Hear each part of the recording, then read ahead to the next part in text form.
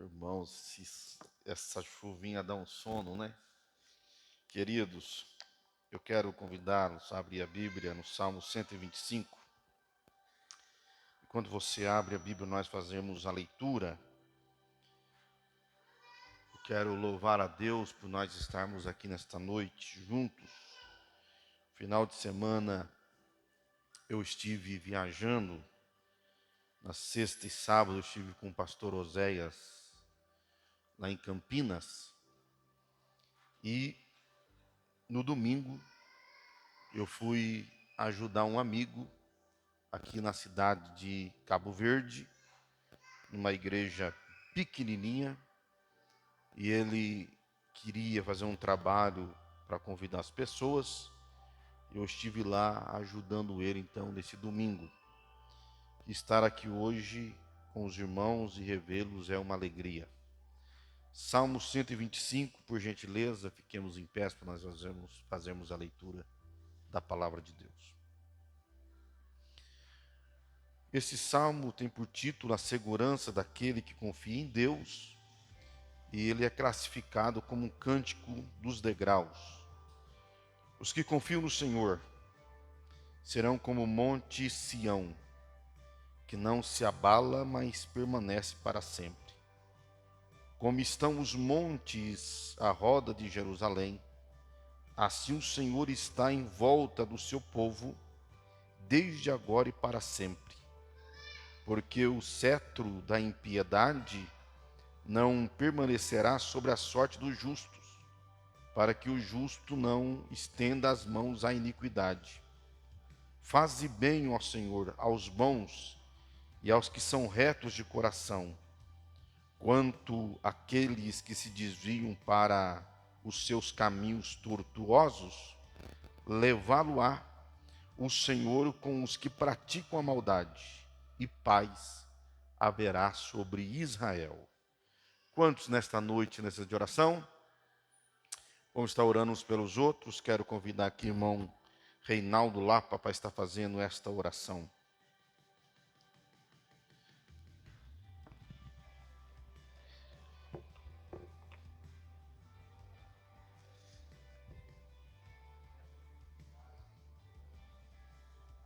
Sim, Jesus. Queridos, nesta noite eu quero meditar com os irmãos no Salmo 125, que nós acabamos de ler. Este salmo fala sobre a segurança daqueles que confiam no Senhor. Este salmo, ele é classificado, ele está num grupo de salmos conhecido como Salmo dos Degraus. Em algumas traduções também traz salmos de romagem ou outro, salmos do peregrino. Esses salmos, ele vai do Salmo 120 ao 134, portanto, são 15 salmos classificados como salmos do degraus, ou cântico dos degraus. É meio controverso o porquê de ser salmo dos degraus. Alguns falam que é salmos dos degraus porque do espaço do ato das mulheres para o ato dos israelitas tinha 15 degraus e os levitas subiam esses degraus cantando. Existe outros que dizem que na verdade é salmo dos degraus ou cântico dos degraus, está apontando para a altura do salmo. Então esses salmos, quando eles eram cantados num tom mais alto. Mas é mais aceito pelos estudiosos esse salmo dos degraus, também chamado de salmos de romagem ou de peregrinação, que eram os salmos que os peregrinos cantavam quando subiam para Jerusalém. Havia as 3 grandes festas em Israel e todo judeu tinha que ir, pelo menos, numa dessas 3 festas em Jerusalém. E então, quando eles estavam vindo de suas cidades ou de outros países em que eles habitavam, eles, quando começavam a subir o monte de Sião, indo para Jerusalém, eles então começavam a entoar esses cânticos. E esse Salmo 125, eu acho que é o mais conhecido desse grupo dos Salmos dos degraus. E eu vou fazer aqui um comentário expositivo e devocional do texto, e eu, devido não estar bem hoje, o dia inteiro com dor de cabeça, desde ontem estou estudando, eu fiz questão de escrever tudo hoje, para eu não me esquecer, a cabeça não está boa. Mas o verso primeiro que nós lemos diz: os que confiam no Senhor são como os montes de Sião, que não se abala, mas permanece para sempre. Primeiro, quem são estes que confiam no Senhor? O salmista diz: os que confiam. Mas quem são esses que confiam em Deus?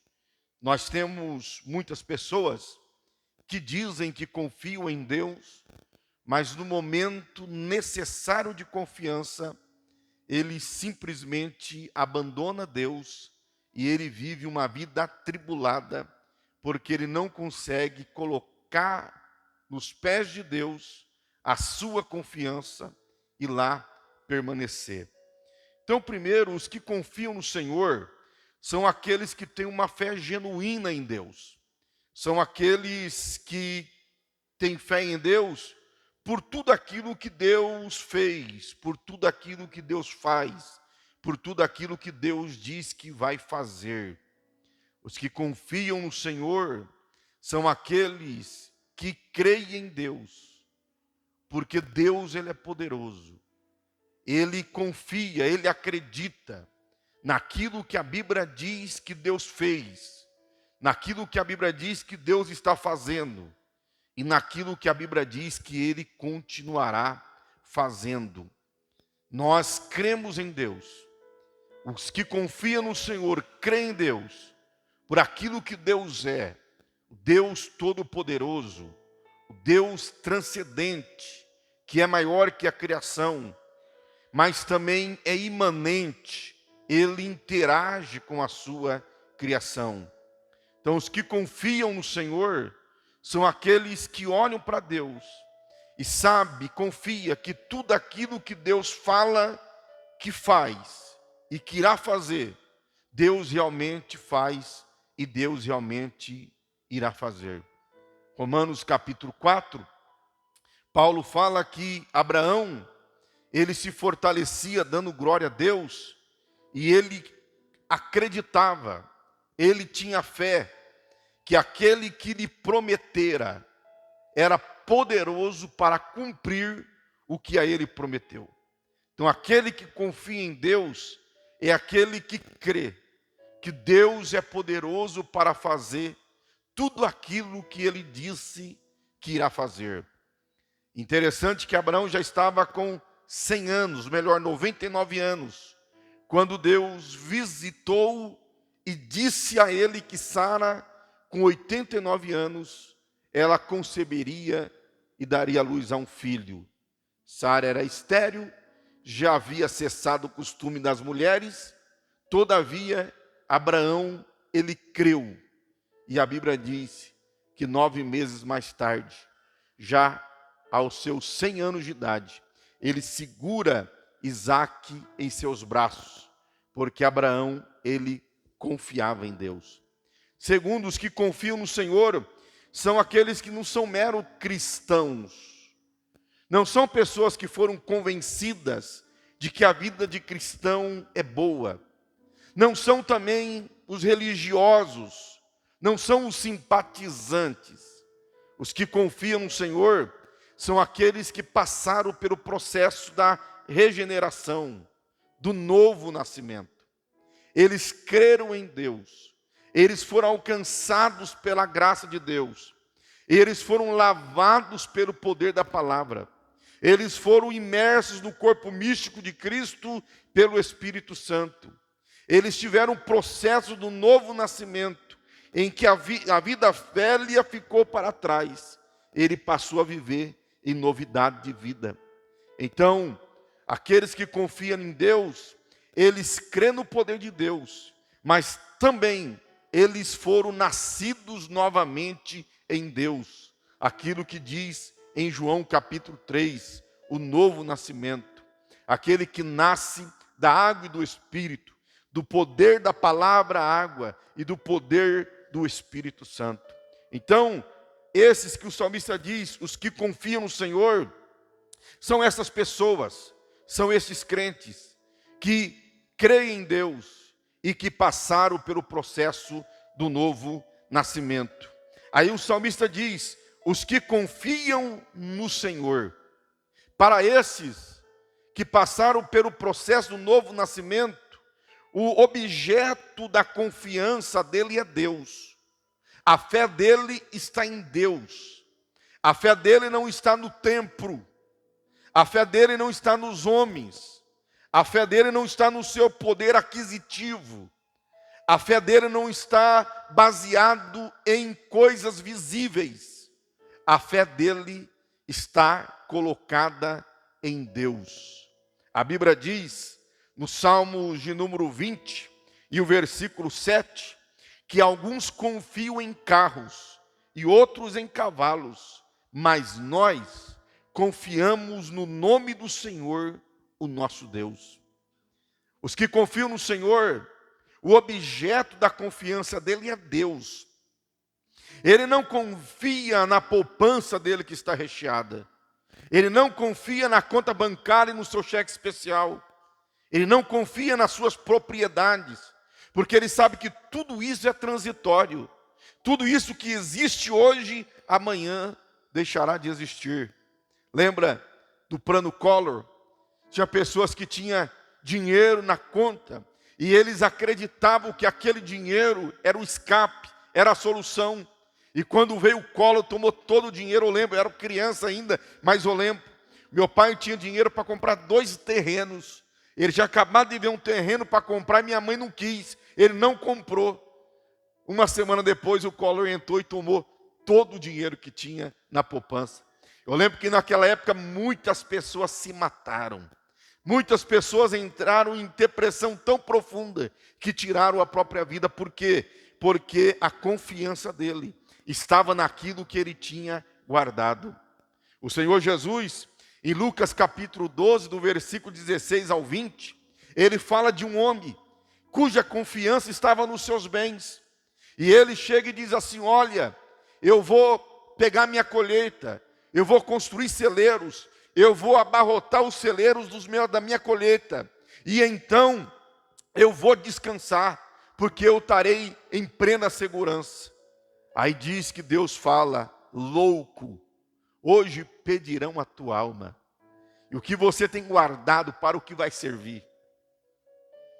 Naquele momento da morte, os bens terrenos não têm poder nenhum para te levar para o céu ou para te levar para o inferno, ou para te livrar do inferno. Os bens materiais, aquele que põe a sua confiança naquilo que ele possui, aquele cuja confiança não é Deus, mas os bens, é o mais miserável dos homens. E a Bíblia o chama de louco. Louco porque está colocando a confiança em bens e não colocando a confiança em Deus. O salmista prossegue, os que confiam no Senhor são como os montes de Sião, ou como o monte de Sião. O monte de Sião era onde estava a cidade de Jerusalém. Na verdade, muitas vezes a nação de Israel, ela é chamada de Sião, de monte de Sião. Esse monte era alto, espaçoso. Imagine toda uma cidade em cima deste monte. E a Bíblia diz que os que confiam no Senhor são como o monte de Sião. E é interessante que a Bíblia faz algumas comparações do homem na vida que ele leva. Por exemplo, a Bíblia vai dizer em Mateus 7, do versículo 26 ao 27, que tem pessoas que são como casa construída sobre areia. E quando vem o vento, quando vem a tempestade, por mais que aquela casa ela seja grande, as paredes sejam de espessuras excelentes, mas quando vem o vento, quando vem a tempestade, bate contra aquela casa, ela cai, porque é uma casa que está sem base, é uma casa que não tem firmeza, é uma casa sem estabilidade. Então a Bíblia diz que tem pessoas que são como casas construídas na areia, não tem firmeza, não tem estabilidade, não tem base. Mas a Bíblia também diz que tem pessoas que são como o mar, inquieto, agitada. A Bíblia diz em Tiago 1,6: peça, porém, confesse sem duvidar, pois aquele que duvida é semelhante à onda do mar, levada e agitada pelo vento. Tem pessoas que é como a onda do mar, sempre está agitado, sempre está ora animado, ora desanimado, ora crente, ora desviado, ora alegre, ora triste. A Bíblia também diz que tem pessoas que são como ventos, pessoas incertas, inconstantes. Efésios capítulo 4, versículo 14, diz que tem pessoas que ele é levado por todo o vento de doutrina. Hoje ele crê numa coisa, amanhã ele crê em outra. São pessoas que são como ventos, são pessoas incertas, são pessoas inconstantes. Mas sobre aquele que põe a sua confiança em Deus, a Bíblia diz que ele é como o monte de Sião. Ele não é levado por ventos, ele não é açoitado por ondas. Pode vir o vento e assoprar, ele continua inabalável. Pode vir movimentos e bater contra ele, mas ele continua firme e forte. Ele não se abala pelas circunstâncias da vida. A casa sobre a rocha, ela destrói, ela cai, ela se arrebenta com o vento e com as águas. A onda é levada para lá e para cá. O vento não tem de onde, você não sabe de onde veio, para onde vai. Agitado, incerto, inconstante.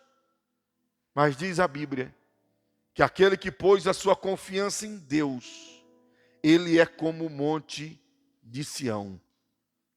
Por que ele é como o monte de Sião? Porque não se abala. As circunstâncias não abalam ele. A doença não abala ele. A perca não abala ele. Eu lembro-me de José. José, ele passou por tantas adversidades. Odiado pelos seus irmãos, ele não se abalou. Foi lançado no buraco pelos seus irmãos, ele não se abalou. Foi vendido aos ismaelitas pelos seus irmãos, ele não se abalou. Foi trabalhar de escravo na casa de Potifar, não se abalou. A mulher de Potifar lançou calúnia contra ele, lançaram ele na prisão, mas ele continuou com a sua fé em Deus. Ele revelou o sonho do copeiro, mas foi esquecido pelo copeiro, e ele continuou acreditando em Deus. Ele continuou confiando em Deus.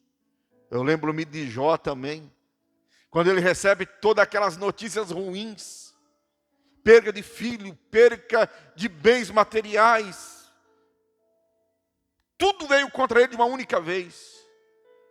Mas diz a Bíblia que ele disse: eu nu saí do ventre para minha mãe, eu nu para lá voltarei, louvado seja o nome do Senhor. Isso é ser um monte de Sião. Isso é estar firmado em Deus. Quem está firmado em Deus, ele não deixa que as circunstâncias venham abalar ele, mas ele se sobressai a toda a situação contrária. E o crente que confia em Deus é um monte de Sião, porque diz que ele permanece para sempre. O crente cuja confiança está em Deus, que começou uma carreira, uma vida cristã, ele chega até o fim. Ele não para no caminho, ele permanece para sempre. É o que Paulo diz em 2 Timóteo: eu combati o bom combate, eu acabei a carreira, eu guardei a fé. Eu estou chegando no final. Lutei, pelejei, apanhei, fui lançado em prisão, fui açoitado, sofri naufrágio, passei fome, passei nudez. Mas nada disso fez eu parar a minha carreira. Ele vai dizer em Romanos capítulo 8, quem vai nos separar do amor de Deus? Quem? A profundidade, a altura, a fome, a nudez, a espada. O que vai nos separar do amor de Deus? Aquele que confia em Deus. Ele passa pela tempestade. Ele vai sentir, sim, o vento, a força do vento.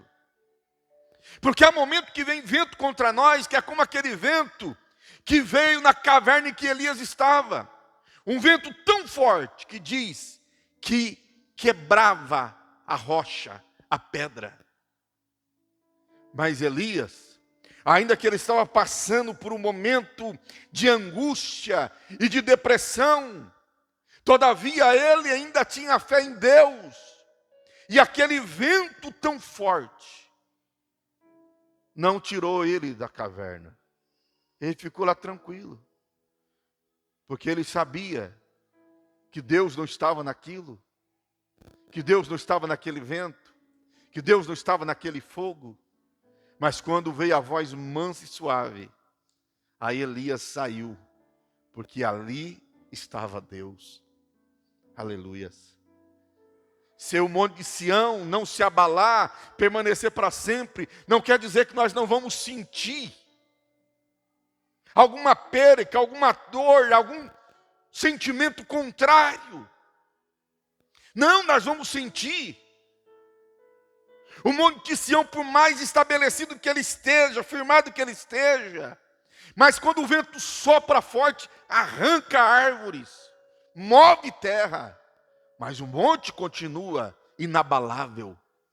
O crente, ele tem percas na caminhada, ele sofre dores na caminhada, mas se ele confia em Deus, por mais que a Bíblia diz que o homem exterior se corrompa, sente a dor, sente a aflição, mas diz que o homem interior continua renovando dia após dia.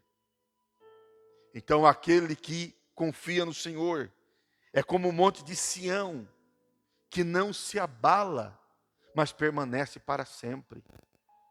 Você está aqui hoje, mesmo nessa chuva, e você veio porque a tua fé está firmada em Deus. A tua fé não está firmada no pastor Saulo, a tua fé está firmada em Deus, e é nele que nós vencemos todas as nossas lutas, e é nele que nós vamos permanecer até o final.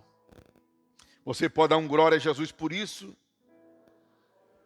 Nós enfrentamos adversidades, mas os nossos olhos estão em Deus. Como diz Hebreus capítulo 12, versículo 2, tendo os olhos fitos em Jesus, autor e consumador da nossa fé, nós vencemos todos os obstáculos e nós permanecemos na presença de Deus. Talvez se eu fosse perguntar para vocês, se nós fôssemos abrir aqui a oportunidade, você iria falar de tantas lutas que você enfrentou, tantas dores que você já enfrentou, você sentiu no seu corpo, percas que você teve, mas você continuou estável na presença de Deus, é porque a tua confiança está em Deus. Aí o versículo 2 diz: assim como estão os montes à roda de Jerusalém, assim o Senhor está em volta de seu povo, desde agora e para sempre. O monte Sião é o monte alto. O salmista diz que o monte Sião, ele está cercado por montes. Na verdade, do lado norte do monte Sião não tem montes, mas todos os demais lados têm montanhas, montes. Ela sobressai, o monte Sião sobressai esses montes. Mas aqueles montes estão ali e parece que é um muro de proteção natural. Quando um exército vinha contra Jerusalém, ele tinha dificuldade para chegar até Jerusalém. Porque entre o monte de Sião e os montes que estão ao seu derredor, tem os vales. E você sabe que quem está em cima de um monte, ele consegue ver muito longe. Ele vê tudo o que está acontecendo no vale. Ali era como se fosse uma proteção. O salmista, talvez um peregrino, que viajava, que peregrinava para chegar no Monte Sião. Quando ele passava, ele via a dificuldade que era atravessar aqueles montes, para então começar a subir para o Monte Sião, para Jerusalém. Talvez na hora que ele foi cantar, ele diz assim: olha, assim como os montes estão ao redor de Jerusalém, assim está o Senhor ao redor daquele que o teme. Assim como esses montes é uma proteção para o Monte Sião, Deus, Ele é proteção para o seu povo. Muitas vezes, diante das adversidades, o inimigo, ele sopra nos nossos ouvidos, querendo colocar dúvidas acerca da proteção de Deus na nossa vida. Mas a Bíblia diz, e ela deixa bem claro, que Deus é o nosso protetor, que Deus nos protege, e a proteção de Deus sobre a nossa vida é total. Porque a Bíblia diz que Deus está em nós, Deus está no meio de nós, e Deus está ao redor de nós. A Bíblia diz que Deus está em nós. 1 Coríntios capítulo 3, versículo 16, diz: vocês não sabem que são santuário de Deus, e que o Espírito de Deus habita em vocês? Depois em João 14, 23, meu Pai o amará, nós viremos a Ele e faremos morada nele. Esses dois textos concordam que Deus está em nós. A proteção sobre nossa vida divina é tão grande, porque começa com Ele habitando em nós. Ele está dentro de nós. Então nós já temos proteção do interior para o exterior. Toda a obra de Deus na nossa vida, ela não começa exteriormente e termina interiormente, mas ela começa interiormente, e ela se expande para o interior, tudo, seja santidade, seja proteção. O maior inimigo do homem, diz alguém, que é o próprio homem. O próprio homem é o maior inimigo seu. A Bíblia diz que de tudo que nós devemos guardar o coração, porque dele procede as saídas da vida. E quando Deus vem habitar em nós, e habita no nosso interior, o primeiro lugar que Deus começa a transformar e a mudar, e a proteger, é o nosso coração. Era ali, falando do coração não como um órgão do corpo, mas como o centro da vida. É ali que o inimigo trabalha para nos afastar de Deus.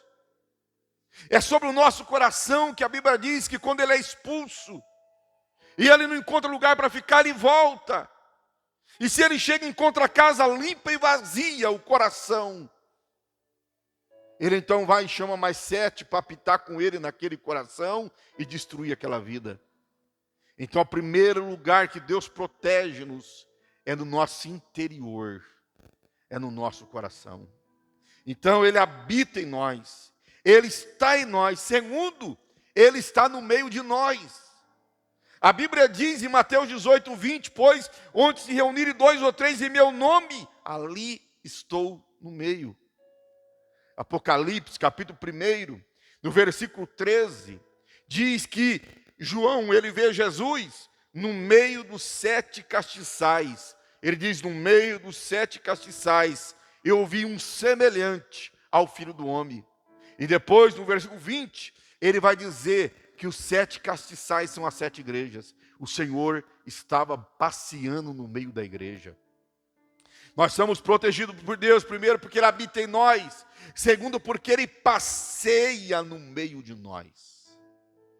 A Bíblia diz, em Salmo 46, versículo 4 e 5, há um rio cujas correntes alegram a cidade do Altíssimo, santuário das moradas do Altíssimo. Deus está no meio dela, ela não será abalada. Deus está no meio da sua igreja. Deus está no meio de nós. E aonde Deus está, ali não tem abalo. Mas Deus não está apenas em nós. Deus não está apenas no meio de nós. Mas diz que Ele está também ao redor de nós. O Salmo 125, o versículo 2, nós lemos: o Senhor está em volta do seu povo. O Senhor nos protege ao nosso redor. É interessante que quando o diabo apareceu diante de Deus, e quando Deus pergunta para ele de Jó: você viu meu servo Jó, homem temente, homem reto, se desvia do mal. Olha o que Jó vai falar para Deus. Jó capítulo 1, versículo 10. Acaso, ele está dizendo, sabe por que ele é fiel? Sabe por que ele é santo? Ele diz assim: acaso não puseste uma cerca em volta dele, da família dele e de tudo que ele possui? O inimigo, ele diz que não podia tocar em Jó, porque Deus havia cercado Jó. Deus havia colocado uma cerca ao redor de Jó, da sua família e de tudo aquilo que ele tinha. Então Deus habita em nós, Deus está entre nós, mas Deus também está ao redor de nós. E eu gosto muito quando Paulo escreve aos Colossenses capítulo 3 e versículo 3, porque ele diz: e agora a sua vida está escondida com Cristo em Deus. É você no meio de Cristo e Cristo no meio de Deus. Você tem a primeira proteção, Jesus, e a segunda proteção, Deus. Então, nós estamos totalmente protegidos por Deus. Por quê? Porque Deus está ao nosso redor. Ele está em nós. Ele está no meio de nós. E Ele está ao redor de nós. E o salmista, ele diz: assim como estão os montes à roda de Jerusalém, assim o Senhor está em volta de seu povo, desde agora e para sempre. A proteção de Deus não é ocasional. A proteção de Deus na nossa vida não é por um momento. Mas a proteção de Deus é para sempre. Desde agora e para sempre.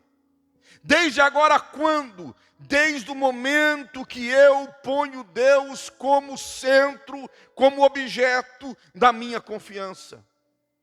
A partir do momento em que Deus é objeto da minha confiança, desde esse momento, para sempre, eu estarei protegido por Deus. Eu estarei guardado por Deus. Então a proteção de Deus na tua vida não é ocasional. A proteção de Deus sobre a tua vida é eterna. Inicia desde o momento que você põe Deus como o centro da sua confiança e prossegue por toda a eternidade. Se você tem colocado Deus como centro da tua confiança, você não precisa temer os homens, porque o teu Deus, Ele é a tua proteção.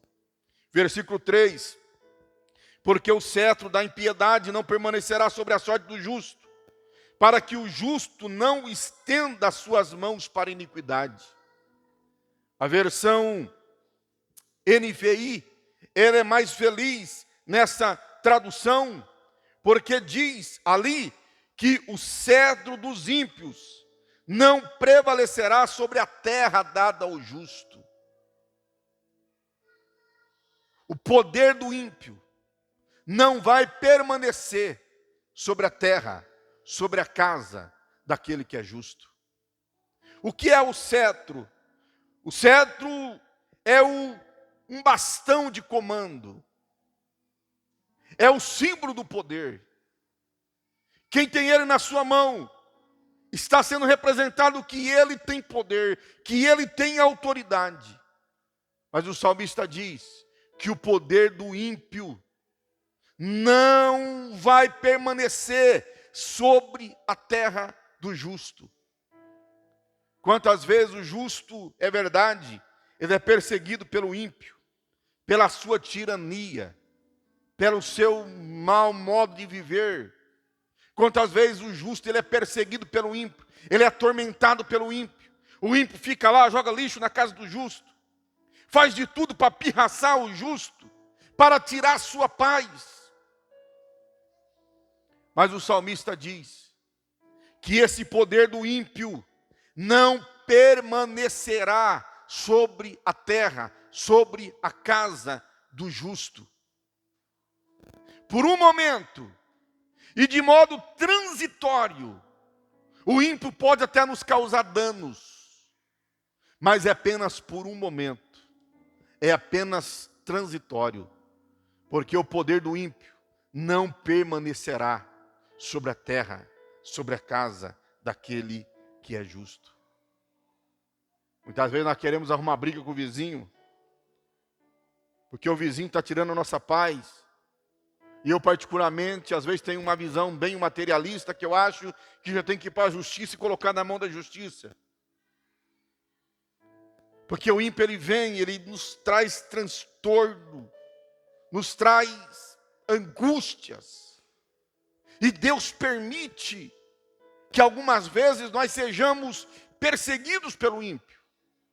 Porque para tudo há um tempo. Só que Deus determina um tempo, e no tempo certo, Deus faz com que o poder do ímpio seja derrubado. Quando ele levantou os caldeus para castigar Israel, Deus disse através do profeta Jeremias: serão apenas 70 anos. Serão apenas 70 anos. E no final dos 70 anos, Deus trouxe o seu povo novamente para a terra de Canaã. De modo que o poder do ímpio não vai permanecer sobre a casa do justo, sobre a terra do justo. Diz ainda a Bíblia que ele vai fazer isso, que ele não vai permitir que o ímpio prevaleça por muito tempo, para que o justo não estenda a sua mão para a impiedade. Porque é verdade, né, irmãos? Quando nós vemos o ímpio nos oprimir, e nós vemos eles prosperar por isso, quantas vezes nós somos tentar também dar um jeitinho para nós ter as mesmas condições que eles. O salmista, no Salmo 73, ele vai falar sobre isso. Que ele viu o ímpio prosperando, o ímpio não tinha aperto na morte, o ímpio, seus olhos eram gordos, ele era gordo de comer bem. E o salmista no Salmo 73 diz: eu estou olhando eles prosperar, eles são como árvores verdes. E eu digo, não vale a pena servir a Deus, não vale a pena temer a Deus. Quando você lê em Malaquias, você vai ver o povo de Israel, capítulo 3, falando a mesma coisa. Senhor, do que adiantou eu me afastar do mal, se aqueles que praticam o mal prosperem e eu não? Então diz a Bíblia, que Deus não vai deixar que esta situação permaneça por muito tempo, para que nós, ao sermos tentados, nós também não venhamos praticar injustiça. Por quê? Porque a Bíblia diz que Deus conhece a nossa estrutura. Deus conhece a minha estrutura. Deus conhece a sua estrutura. Diz o Salmo 103:14, porquanto Ele conhece a nossa estrutura e lembra-te que somos pó. Ele lembra que nós somos pó. Ele sabe que se a situação persistir por muito tempo, nós vamos nos afastar dele. Ele não apenas conhece a nossa estrutura, mas diz que Ele também conhece a nossa força. 1 Coríntios 10:13, não sobreveio a vocês tentação que não fosse comum aos homens, e Deus é fiel. Ele não permitirá que vocês sejam tentados além do que pode suportar, mas quando forem tentados, Ele lhes providenciará um escape para que o possam suportar. É quando Deus diminui o tempo, abrevia os dias, é que nós conseguimos vencer aquela tentação que quer nos levar também para a impiedade. Sabe? Aquela tentação de vender um carro ruim como se fosse bom. Sabe aquela tentação de oferecer alguma coisa para o outro como se fosse boa, quando na verdade é ruim, aquela maquiagem que se faz. Isso não compete ao crente fazer. Ah, mas todo mundo faz. Mas o crente não. Eu ouvi dizer, eu creio que isso não ocorre no meio dos crentes, mas aqui tem muito carro de leilão, já comecei a ver. Você quer comprar um carro melhor, e você vai... Aí eu converso com um, converso com outro, e dizem umas pessoas que são espertas. Eles vão para um leilão, eles se interessam por um carro, eles levam um pouco de óleo queimado aqui no bolso, escondido no vidrinho, para que quando ele chega, ele interessa para aquele carro, ele joga um pouco de óleo ali para as pessoas que vir ver, não querer comprar, porque esse carro está com problema no motor. Não, é a tática da malandragem para conseguir o que quer. O justo não faz isso, não. O justo não. Porque o justo não entra no caminho da impiedade e da mentira. Então diz a Bíblia que Deus, Ele conhece a nossa estrutura, e quando nós damos lugar para Ele, Ele vem e nos ajuda a vencer toda essa tentação. Eu gosto da oração de Agur, em Provérbios capítulo de número 30. Ele diz, 2 coisas peço que me deis antes que eu morra. Mantém longe de mim a falsidade e a mentira. Não me des nem a pobreza e nem riqueza. Dá-me apenas o alimento necessário. Se não tendo demais, eu te negaria, eu te deixaria e diria, quem é o Senhor? Mas também, se eu ficar pobre, se eu for pobre, e eu poderia vir a roubar, desonrando assim o nome do meu Deus. Agur, ele ora para que ele tenha a subsistência diária. Eu não quero muito, para mim não esquecer de ti. Mas eu também não quero pouco. Eu não quero ver na escassez, para que eu não queira roubar e venha profanar o seu santo nome. Então diz a Bíblia, que o poder do inimigo, o poder da impiedade, não vai permanecer sobre a terra do justo, para que o justo não estenda a sua mão para a iniquidade. Nós só vamos para a iniquidade, se nós quisermos, porque o Deus que nos protege, Ele também é o Deus que nos dá força para vencer toda a tentação. Versículo 4, faze bem, ó Senhor, aos bons, e aos os que são retos de coração. Aqui o salmista vai fazer uma oração, e ele está pedindo para que Deus venha fazer o bem para aqueles que também fazem o bem. É interessante que a Bíblia, quando fala de nós fazermos bem, ela fala que nós colhemos.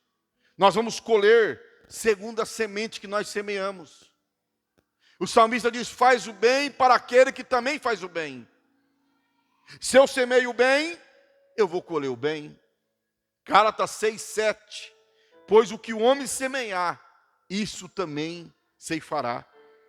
Provérbios 22:8. Quem semeia injustiça, colhe maldade. Oséias 8:7. Semeia um vento e colhe a tempestade. Na oração do salmista, ele está mandando Deus nos dar a lei do retorno segundo aquilo que nós estamos fazendo. Se nós fazemos o bem, ele diz, Senhor, faz o bem também para aqueles que estão fazendo o bem e que são puros de coração. Então, a primeira lei da colheita é que nós colhemos aquilo que nós semeamos. A segunda lei é que nós colhemos na proporção que nós semeamos. A Bíblia diz em 2 Coríntios 9:6, lembre-se, aquele que semeia pouco, pouco também ceifará. Aquele que semeia com fartura, também com fartura colherá.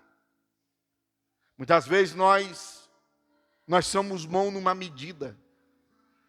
Nós somos bons para alguns. Nós não somos bons para todos. E o grande problema nosso é esse. É que muitas vezes nós semeamos na expectativa de colher. Então quando você semeia na expectativa de colher, você vai escolher a terra em que você vai semear. Você não vai semear em qualquer lugar. E esse ensinamento não é bíblico. Na vida espiritual, diante de Deus, não é. Talvez na vida prática do dia a dia, lá você vai plantar café, onde vai nascer café? Você vai plantar milho, onde vai nascer milho? Mas na vida espiritual, a Bíblia ordena nós semearmos em todos os lados. É por isso que na parábola do semeador, Mateus 13, 3:8, diz que o semeador saiu a semear. Uma parte ele foi jogando. Uma parte caiu na beira do caminho. Outra parte caiu nas pedras. Outra parte caiu no espinho. Outra parte caiu na terra boa. Você vai dizer, mas ele foi louco. Não. Espiritualmente, o texto é espiritual. Você não tem que escolher a terra para semear. Você tem que semear em todas as terras. É por isso que a Bíblia diz em Provérbios 11:1, lança o teu pão sobre as águas, porque depois de muitos dias o acharás. Versículo 2, reparte com 7, e ainda até com 8, porque não sabes que mal haverá sobre a terra. É para você repartir, semear. Lança o teu pão sobre as águas, é a semente sobre as águas. Diz que quando o Jordão enchia, período da cheia, as pessoas lançavam a semente. E depois, quando chegava o período da seca, que o Jordão começava a encolher, a água a encolher, a diminuir, então disse que começava a produzir.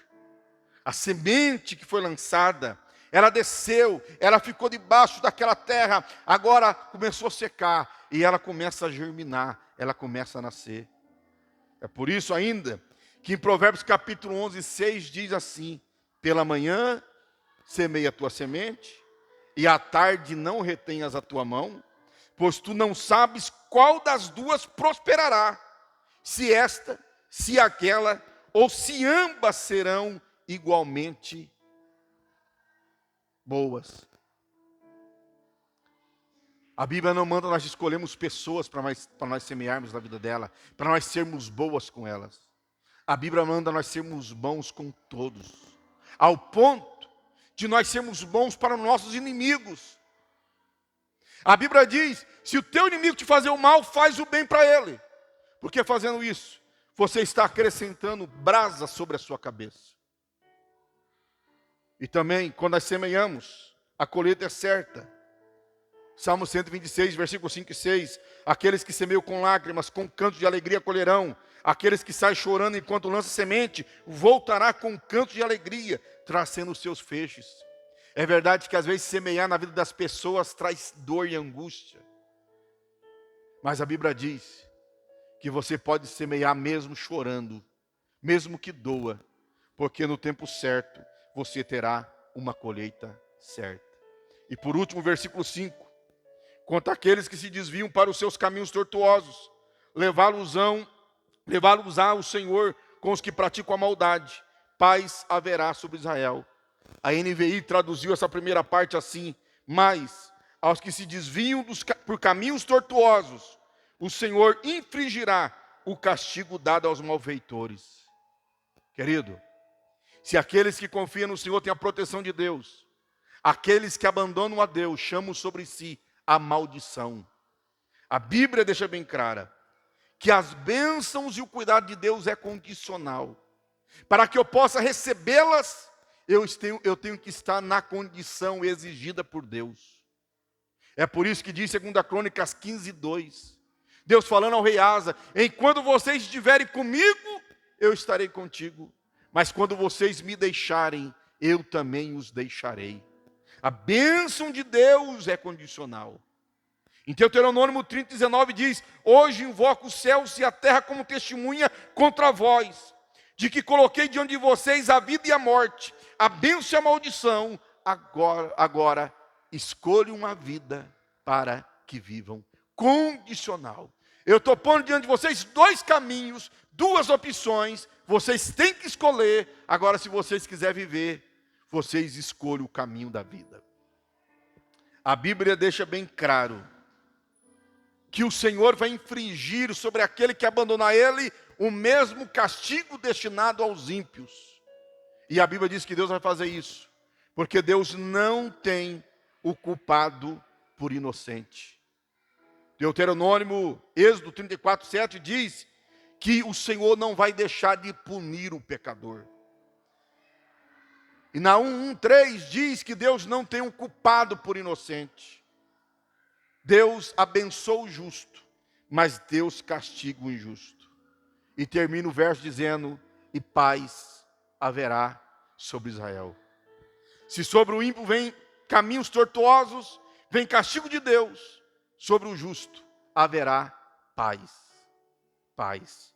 E haverá paz pela certeza da segurança que Deus nos dá. A Bíblia diz em Salmos 4:8: em paz também me deitarei e dormirei, porque tu, Senhor, me fazes habitar em segurança. A Bíblia diz no Salmo 91 que aquele que habita no esconderijo do Altíssimo descansará. Paz. Paz também pela certeza da comunhão com Deus. Aqueles que confiam no Senhor, que teve o novo nascimento, ele tem comunhão com Deus. E Romanos 5:1 diz: tendo sido, pois, justificados pela fé, temos paz com Deus. E por nosso Senhor Jesus Cristo. E por último, nós temos paz, porque nós temos certeza da promessa de Deus. A Bíblia diz, João 14, 27 e 28, deixo-lhes a paz, a minha paz lhes dou. Não a dou como o mundo a dá. Não se perturbe os vossos corações, nem tenham medo. Vocês ouviram eu dizer, eu prometi, eu vou, mas eu volto para vocês. Os que confiam no Senhor, eles não se abalam, permanecem para sempre, e sobre eles tem paz. Tem paz porque eles sabem que Deus lhes dá segurança. Tem paz porque eles têm comunhão com Deus. Tem paz porque eles creem na promessa que Deus lhes fez, a promessa de vir buscá-los para estar também com Ele no céu. Amém, meus irmãos? Amém, meus irmãos? Que nós